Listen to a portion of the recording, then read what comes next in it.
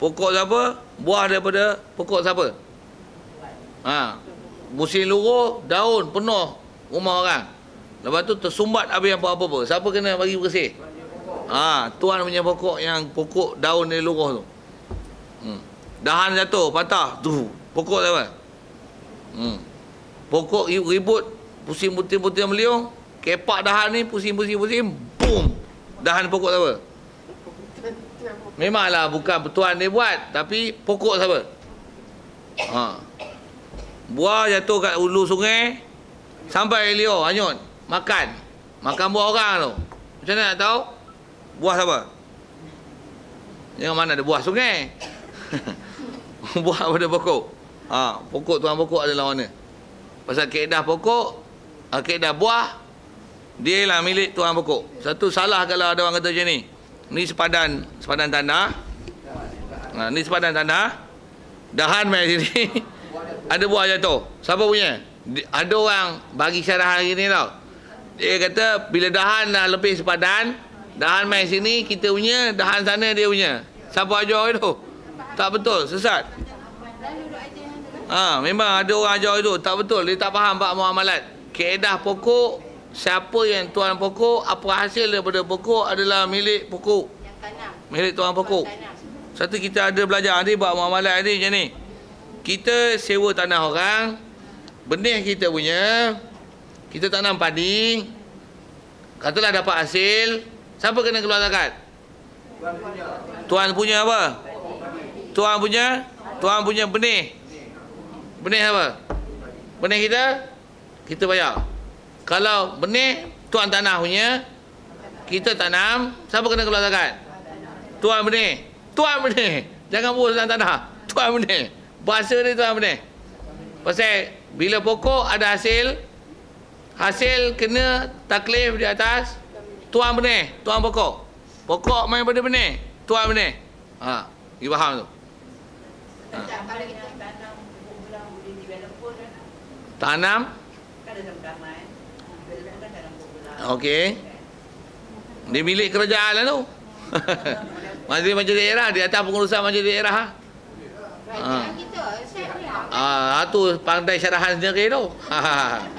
Kerajaan ni lah kita. Tak boleh. Dia di atas pengurusan majlis. Pasal dia buat ada majlis yang tanam. Kalau kita menyewa rumah, jadi kita tanamlah pokok-pokok apa kan? Hak kita lah. Pokok hak kita. Tapi kalau tuan tanah suruh arahan cabut. Pasal satu eloknya nak tanam benda yang tanah bukan milik kita, minta izin daripada tuan tanah. Lepas tu kita pindah tu. Kita boleh nak ambil lagi walaupun boleh. Pokok tu lah. Pokok tetap milik pokok tuan pokok. Cuma pokok tu walaupun kita dah tinggal, pokok siapa punya? Kita punya.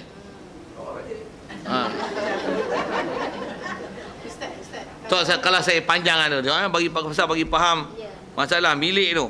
Cuma kita boleh ke sana. Macam mana? Saya cerita lembu, cerita kambing, susu apa ya, cerita situ lah. Kita langkah jauh sikit ni, pasal baca sikit je. Tak, asalnya mudah, mutlak tak mutlak, pinjam tu kan. Pasal dia muamalat masih kena selesai bagi betul mengikut kaedah syarak ni. Nak sebut ni, no.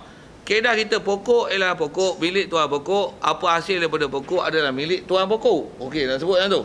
Satu kalau masalah tanah, dia masalah tanah ialah masalah tanah. Satu tanah kalau tanah orang, kita pergi tanam, memang salah tu. Macam mana pun bila hasil buah, siapa punya buah? Tuan pokok. Macam mana pun, tengok undang-undang tanah dan pokok.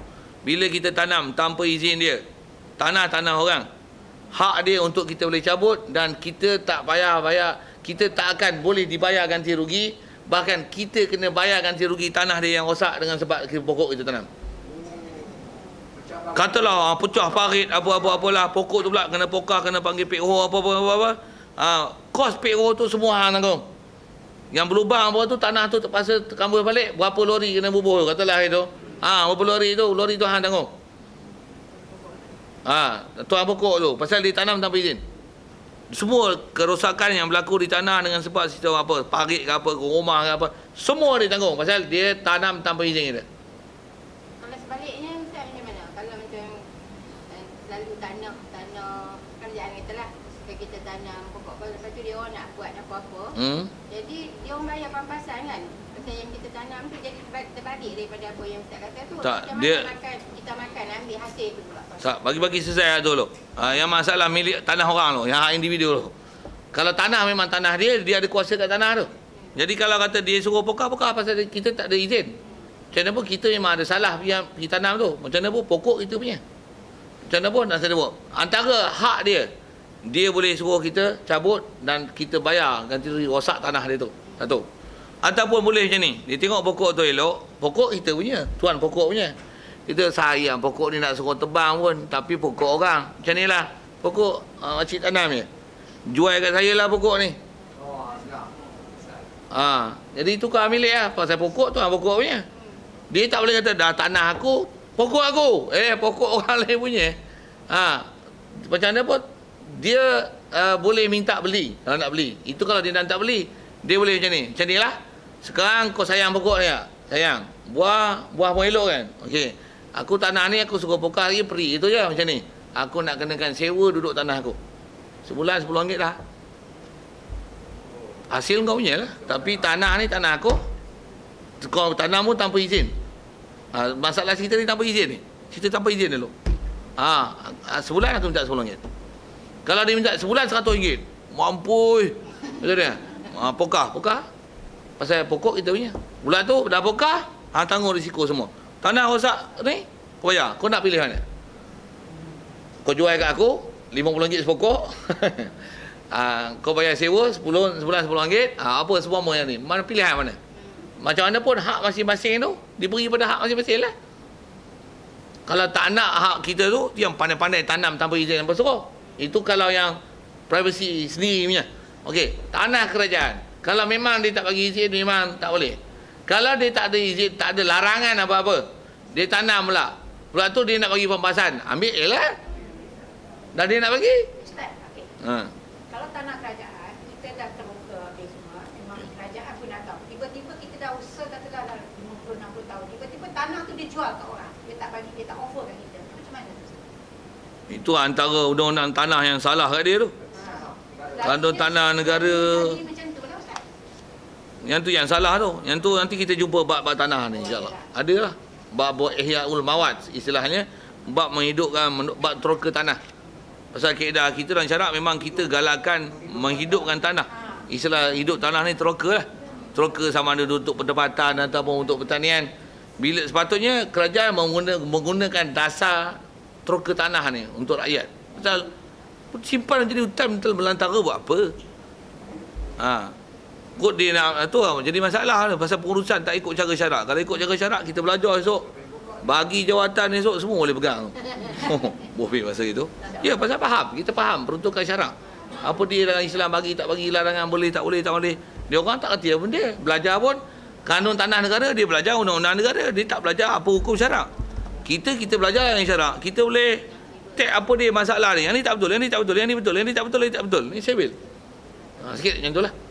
Macam mana pun asal nak sebut tadi ialah kalau tanah yang kalau kerajaan punya, kalau dia tak izin memang ada salah kita. Tapi kalau kata dia izin, troka, dia ada hukum penerokaan yang ada panjang lah bincang ni. Masalah tu.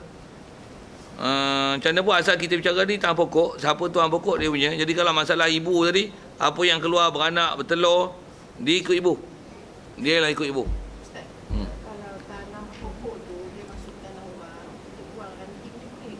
Antara kaedah kita supaya istilahnya tak mengganggu tanah dia, buang ranting.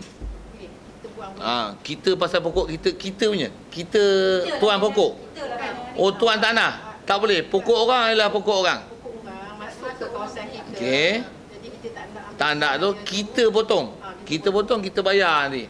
Pasal harga pokok dia punya. Kita potong ranting dia tu. Kita salah pasal potong pokok dia. Kalau ikut syarak, pasal pokok kita tak ada kuasa kat pokok. Kita ada kuasa kat tanah. Jadi suruh dia lah potong. Dia masuk tanah kita. Suruh dia lah potong. Jangan kita potong. Kita potong seolah kita merosakkan pokok dia. Suruh dia lah potong. Suruh dia potong. Kalau kita minta izin dia bagi tak apalah. Ni pokok masuk area ni macam mana? Tu yang dia ada muamalah tu macam mana pun. Dia kalau dah daun apa tu semua dia. Yang bergaduh. Tu yang bergaduh tu. Bergaduh tu di atas kuasa tu. Siapa hak milik tanah, siapa hak milik pokok. Ya.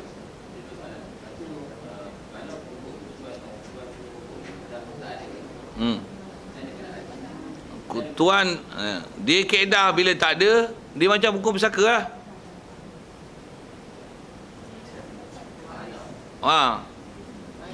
Siapa pesaka? Pasal dah kata yang tu milik tuan pokok. Jadi kalau dia mati, mestilah waris dia. Waris dia. Jadi Ustaz, kalau macam kita duduk berjiran, kalau kita saya tanam pokok, pokok tu macam semak kat rumah tu, kita yang kena terima Ustaz. Siapa kita tu? Kita yang tanam. Tanah tu tanah saya. Okey. Pokok saya. Ya. Tapi ranting dia pun semua. Pergi kat rumah orang. Ya, kita lah yang kena tanggungjawab. Apa-apa risiko, masalah apa-apa semua kita tu. Daun luruh apa. Sepatutnya, kalau katalah dengan sebab daun luruh tu laman dia sepah. Masuk tanah dia. Nak masuk tanah dia kita minta izin. Tapi daun tu kita yang tanggungjawab tu untuk pergi sapu. Dari segi hukumnya tu. Macam mana nak masuk rumah dia? Encik, minta maaf ya. Daun saya banyak angin bertiup ni. Saya nak minta izin masuk tanah, nak sapu daun-daun saya ni. Tak ada satu nak sebut hukum. Saya nak sebut hukum. Itu hukum kan. Satu dia kena belajar. Itu yang hukum ni yang kita nak jadikan hukum negara. Pasal inilah hukum syariah. Jadi kalau macam kan rumah teres tu, gate apa ni, fence semua tu common kan Ustaz. Jadi kalau nak ikut Islam, dia tak boleh tanam apa yang dekat pagar lah. Itulah kalau memang istilahnya pagar kita, memang asalnya katalah yang tu tak termasuk dalam geran kan. Tapi atas duduk biasanya uruf siapa yang bertentangan dengan dalam pagar, apatah lagi dalam pagar, ataupun mungkin antara pagar yang masih katalah yang tu masuk dalam geran dengan nak pergi ke tanah, dia ada istilah reserve jalan situ kan sikit. Yang tu macam mana, boleh tanam tak boleh tanam? Yang tu tanya tu bukan. Okey, rumah saya ada apa fence. Okey. Rumah belakang rumah saya. Okey. Tanah pokok semua saya, pagar pun saya. Okey. Tu macam mana tu? Adakah bila saya nak menanam tu saya kena minta izin rumah belakang? Pagar pun pagar saya. Memang dalam bila rumah dah siap pun memang pagar tu pasal rumah dia atas bukit kan. Pagar memang tak ada buat apa-apa kerajaan. Saya tanam pokok tu menjalar dekat pagar. Lepas pada dia pergi rumah sebelah. Oh. Tu macam mana dia punya Pokok, kaedah pokok tadi lah. Kalau pokok masalahnya, tak apa owner pokok, apa hasil semua dia lah. Begitu juga jangan masuk pagar orang, rosak pagar dia. Atau pagar saya. Oh. Pokok tu pergi rumah dia. Jadi bila dia nak, tapi bila dia nak potong, dia minta izin, dia cakap dengan Ya, dia lah. ya. Tapi macam saya memang ada hak nak potong lah. Ya, betul. Adakah saya macam kata mengacau neighbor? Mengacau tak mengacau tu di atas dia redha tak redha. Kalau dia redha tak apalah, awak tak tanam pun pokok datang katanya. Biarlah, tak kisah, tak apa. Cuma dia kalau dia berkira this is my privacy, your pokok cannot enter my house, your leaf boleh bubuh jaring, dong bagi sini, I tak mau tengok you punya daun masuk I punya rumah. Kena buat itu. Dia ada hak tanah dia. Tapi kalau macam rumah kita kan Malaysia ni, especially ibu kita bisa ada 10 kaki kan, sepadan. Tapi kalau macam Cina tu dia buat sampai ke hujung. Tu kalau macam pokok kita tanam menjalar kat rumah dia, dia bubuh katalah dia bubuh racun apa semua tu, macam mana tu Ustaz? Itulah kalau bukan istilahnya dalam privacy dia, dalam hak milik dia. Okey. Kita kan undang-undang rumah sepadan ada. 10 jawab kan. Okay. Tapi dia buat extension sampai hujung rumah kita punya pagar. Okey. Jadi bila kita tanam pokok kan, pokok tu menjalar kat rumah-rumah dia kan. Rumah-rumah tu lah macam rumah. Tu yang kalau atas istilahnya persepadan ni ada istilah pemilikan bersama. Dia macam mana pun, dia mesti, kalau atas tanah pun dia mesti ada istilah dot lah kan. Dot lah. Okey. Kita punya undang-undang 10 kaki. Mesti 10 kaki. Jauh pada pagar. Yang ni 10 kaki tu pun dia ambil juga. Yes, dia buat rumah sampai ke hujung. Yang tu yang 10 kaki tu kalau ikut kita ada belajar tu bab raushan lah itu tu. Istilahnya kalau laluan orang ataupun yang tu sepatutnya dia ada milik kebersamaan. Maksudnya it's not yours, it's not mine. Nah, ini ada dia hak dia. Oh, hak dia. Pasal kan kalau undang-undang rumah dia tak boleh sampai dot the ending. Okey. Tapi dia buat sampai ke hujung pagar kita. Itu undang-undang negara saja. Undang-undang syarak boleh. Dia bukan masuk Boleh. Saya ingat ke bukan yang hak dia. Kan tu yang kalau ikut dia ada dot. Situ dot lah. Cuma bila dia buat kalau betul-betul dia boleh potong on the line satu ayat lah kan. Tapi kadang-kadang dia mesti selalunya dia akan lajak sikit ke sebelah. Yalah, maksudnya dia buat extension pun dia pun tak salah, saya tanam pokok pun tak salah lah. Itulah keadaan. Pokok saya, pokok tanah saya. Kita jangan pilih orang lah pokok kita. Dah pokok jalan. Kedah. Kami min. Dia min. Kedah menjala tu kedah tadi lah. Kalau dengan sebab menjala pokok lah, pokok labu. Naik bumbung, buah atas bumbung dia. Labu pula tu dekat 100 biji. Brum. Kita bayar. Kita kena bayar dia rugi tu. Waktu pokok kita pun yang pokok-pokok yang daun-daun yang duduk atas bumbung tu, habis bumbung dia habis reput habis. Reput. Kita bayar tu. Tadi bumbung semua sudah leput. Ini. Buah pun sekarang sudah leban, habis saya punya rumah. Semua kita kena bayar tu. Pokok tu tumbuh sendiri. Tumbuh sendiri pun daripada mana pokok tu? Tembok dia atas dia. Satu siapa yang kalau tak di sebelah pokok, kita sebut dia tanam pokok tu kan. Tembok dia, di pokok keluar pokok apalah macam-macam jala, pokok apa pakis kan, paku pakis apa tu. Apa-apa. Ya ustaz, pokok parasite besar. Ya. Dia atas dia, pasal tanah dia, tembok dia, dinding dia, rumah dia, itu dia punya sepadan. Walaupun pokok tu mendatang bukan dia tanam, tapi di atas tanah dia, atas bangunan dia. Dia punya tanggungjawab. Tak, kalau macam daun kan masuk ke tanah kita banyak, kita kita buang balik ke tanah. Betul. Sebab yang tu hak dia punya kan. Sepatutnya bukan kita yang kaut. Dia yang kaut, tapi dia tak kaut, kita kaut, kita buang balik ke tanah dia. Ya, harus. Hak dia. Tak, dia bukan masalah gaduh. Tu yang kata, we must know the law. We must know his right and our right. Tak, dia tu kan kata, tak, dia bukan masalah baik tak baik. Tu salah syarak. Dia ada budi bicara lain. That's right. Budi bicara is lain. Tapi what law is law. Tu yang saya sebut. Jangan kata jiran tau. Even suami isteri, there is law there. Your harta is your harta. Mine is mine. Tapi bila dia ada budi bicara, tak apalah yang ni abang punya, isteri punya. Ada pun bil yang sepatutnya isteri kena bayar, ada yang suami kena bayar tau. Sepatutnya kena ada bil lain-lain tu. Bil air buat misalnya, mandi haid. Haid, isteri kena pakai bil sendiri. Bukan suami wajib bersara, haid isteri. Mandi junub suami kena bayar. Mandi junub pandai betul.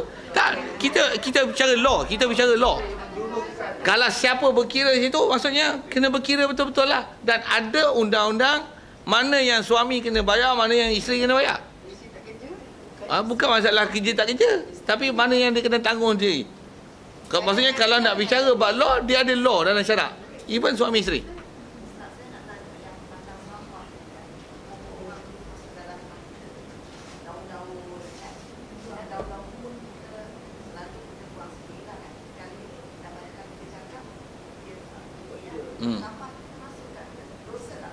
Tu di atas dosa tu kita sebut je lah. Asal dia kata dia kena faham law tu. Di atas dosa, atas soalan dosa tak kan, kita bubur balik sampah kat dia. Dan memang daun tu daun dia. Tidak. Kita pulangkan. Sepatutnya ayat dia macam ni. Dia kena berterima kasih pasal kita tak rampas daun-daun dia. Itu sepatutnya ayat dia.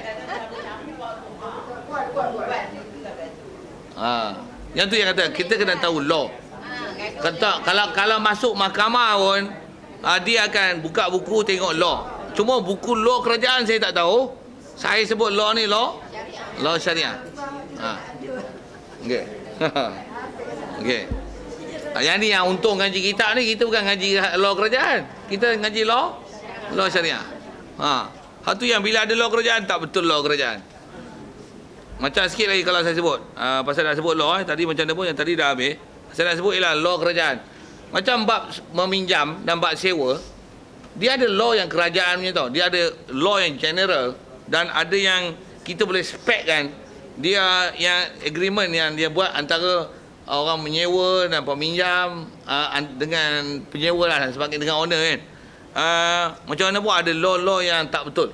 Kadang-kadang adalah kita nak pinjam dalam tempoh setahun. Sewa dalam tempoh setahun. Tengok dalam tempoh tak setahun kita keluar.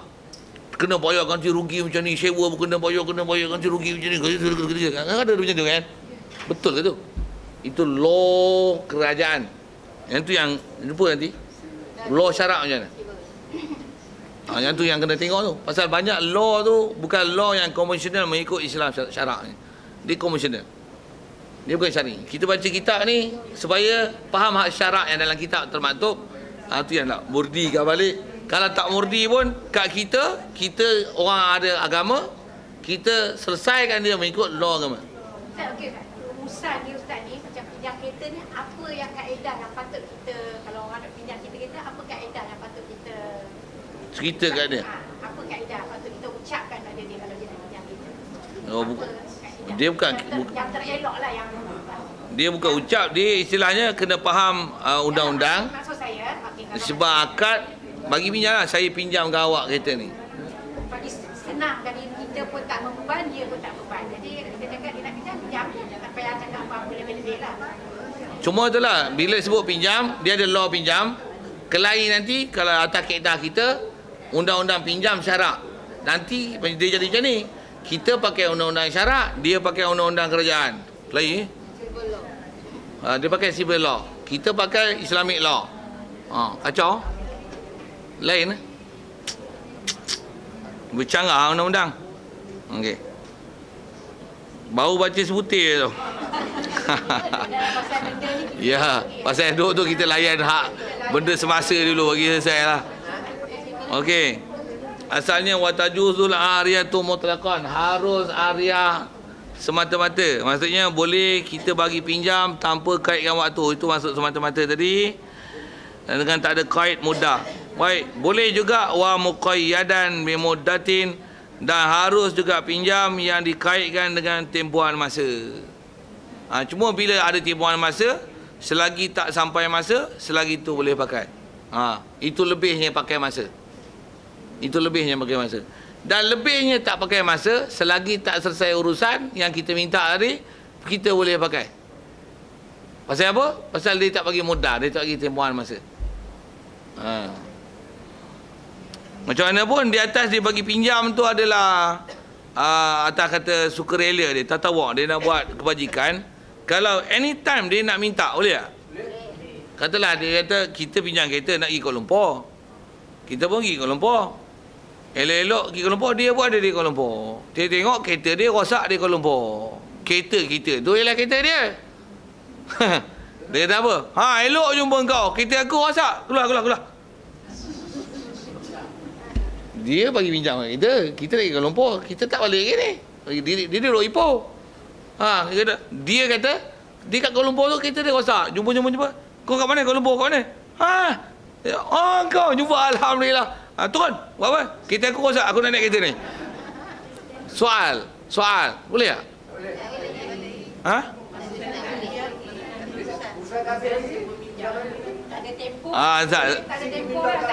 Ustaz. Ni bab apa? Bab sewa ke bab pinjam? Bab pinjam kan? Bab pinjam memang dia bagi tempoh dan nama pun pinjam. Kan dia suka rela kan? Anytime dia boleh minta. Anytime dia boleh minta. Yang tu nanti akan ada beza dengan sewa. Memang ada mudah tu, istilahnya kita ada keharusan pakai dalam mudah tempoh masa yang diberi. Mudah.com. Mudah bukan mudah.com. Okey, dari segi keharusan boleh pakai dalam tempohan masa tu. Macam mana pun tengah-tengah pakai dia minta balik, masa tu juga wajib pulangkan pada dia. Kalau kita tak pulangkan, istilahnya kita telah merampas hak dia. Nebas dah balik. Ya, betul lah ayat tu. Yang kita lu ada bagi pinjam tengah Kuala Lumpur ni diminta. Sampai hati, bukan masalah sampai hati. Hak dia, itu hukum dia dan hak dia. Itu yang kata kita kena faham law. Bila faham law, tak ada masalah. Hak dia. Tak ada masalah, jangan kata apa-apa. Tak boleh kata apa-apa. Hak dia. Lagipun dia susah. Hak dia untuk dia pakai kereta dia. Kita pula macam kereta kita pula. Kalau itu kalau pinjam, sewa tidak. Sewa tidak. Sewa nanti banyak umur panjang. Cuba sewa. Bagi habis yang ni dulu. Okey. Okay, asal nak sebut ialah muqayyad bil mudah tu. Macam mana pun asalnya bila pinjam dengan mudah dia ada kelebihan yang saya sebut tadi. Bila dia bagi selagi dengan tempoh masa, selagi tak sampai masa, kita boleh pakai berulang kali. Tapi kalau kita tak pakai dengan masa, memang asalnya pakai sekali saja. Itu asal. Baik. Muqayyadan bi waqtin. Contoh, ka'artuka hadza sauba syahran. Ini contoh yang kait dengan muddah, dengan masa. Aku pinjamkan kau baju ini, pakaian ini sebulan. Okey, contoh. Jadi boleh sah. Wa fi ba'dhin nusakh, dan sebahagian sarana matan dia kata macam ni. Wa tajuzul ariyatu mutlaqatan wa muqayyadatan min mudah. Tu biarlah saya tak urai. Walil mu'iri ar-ruju'u fi kullin minhuma mata sya'a. Okey, yang ni yang kita tak baca lagi ni. Tengok law kita dalam syarak. Walil mu'ir, boleh bagi orang yang memberi pinjam. Maksudnya ni owner barang mu'ir, baca yang tu. Orang yang memberi pinjam daripada a'ara yu'iru i'aratan fahuwa mu'irun, orang yang memberi pinjam. Al-mu'iru walil mu'iri, boleh bagi orang bagi pinjam, orang yang memberi pinjam ni, owner tu, dia boleh ar-ruju'u, boleh rujuk, maksudnya dia boleh tarik balik fi kullin, pada setiap satu minhuma, daripada kedua-duanya, dua-dua jenis pinjam ni. Sama ada pinjam dalam mudah, pinjam dalam yang tak ada mudah. Maksudnya pinjam yang mutlak ataupun mudah, dua-dua kes owner yang bagi pinjam dia boleh rujuk bila mata sya'a, bila-bila menghendaki ia mu'ir. Anytime, anywhere, apa lagi, everywhere, nowhere, bila-bila. Pinjam hilang, dia dobit cuai tak cuai, hilang dalam rumah, berkunci, orang pecah, ambil barang tu.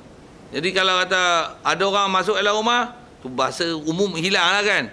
Hilang tu orang masuk rumah, ceroboh, ambil barang yang dipinjam, tak kena bayar ganti rugi. Tapi kalau bubuh tepi rumah, hilang, cuai, bayar ganti rugi. Owner minta tu, owner tu kena bagi law, suruh datang kuliah. Tu ya sikit. Undang-undang sibil saya tak tahu. Tapi rasanya undang-undang sibil macam mana? Kena bayar ke? Kita tak tahu, tak belajar undang-undang sibil. Dengan pinjam. Yang ni yang kita kena faham syarak ni. Tu ya, saya sebut. Kita bagi pinjam barang adalah pinjam macam mana? Barang kemas. Bila dah sebut tu, dua orang sebut gelang. Barang kemas. Bagi pakai gelang.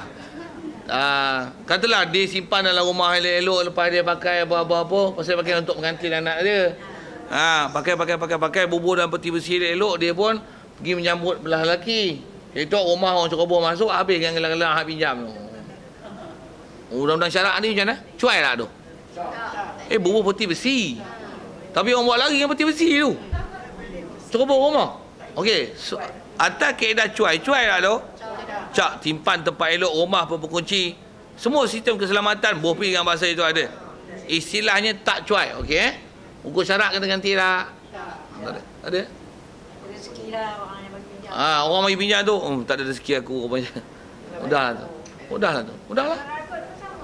Ragut. Itulah, kalau ragut dia kena tengok istilah cuai tak cuai lah.